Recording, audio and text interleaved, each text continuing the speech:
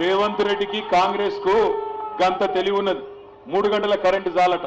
ఇంకా మీదికెళ్ళి ఏమడుగుతారు తెలుసా కాంగ్రెస్ వాళ్ళు? రేవంత్ రెడ్డి అంటున్నాడు నిన్నయాల ఏమంటున్నాడు, అసలు కరెంట్ ఎక్కడ వస్తుంది, నా కరెంట్ పడతలేదు, కరెంటు లేనే లేదు అని మాట్లాడుతున్నాడు రేవంత్ రెడ్డి.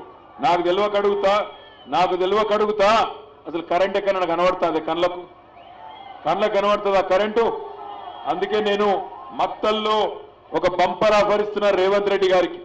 మరి మా రామ్మోహన్ రెడ్డి అన్న మంచోడు, రామ్మోహన్ రెడ్డి అన్నకు చెప్పి రెండు మంచి బస్సులు పెట్టిద్దాం, ఏసీ బస్సులు. అందులో మొత్తం కాంగ్రెస్ వాళ్ళని ఎక్కమనండి.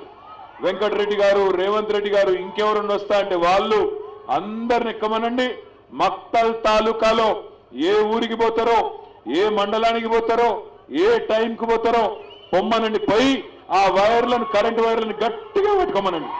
గట్టిగా పట్టుకుంటే కరెంటు వస్తుందా వస్తలేదా తెలిపోతుంది.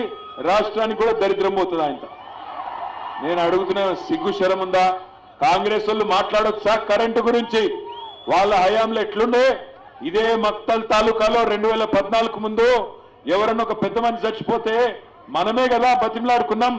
అన్నా మా ఊళ్ళో పెద్ద మనిషి చచ్చిపోయిండు, ఇప్పుడే అంత్యక్రియలకు పోతున్నాం, స్నానాలు చేయాలా, బావి కాడికి పోతున్నాం, కరెంటు అన్నా 15 నిమిషాలు అని బతిమలాడుకున్న రోజులు గుర్తున్నాయా? గుర్తుంటే గట్టిగా సిగ్గొచ్చేటట్టు సప్పట్లు కొట్టండి కాంగ్రెస్ వాళ్ళకి. ఎట్లుండే కరెంట్ అన్నాడు?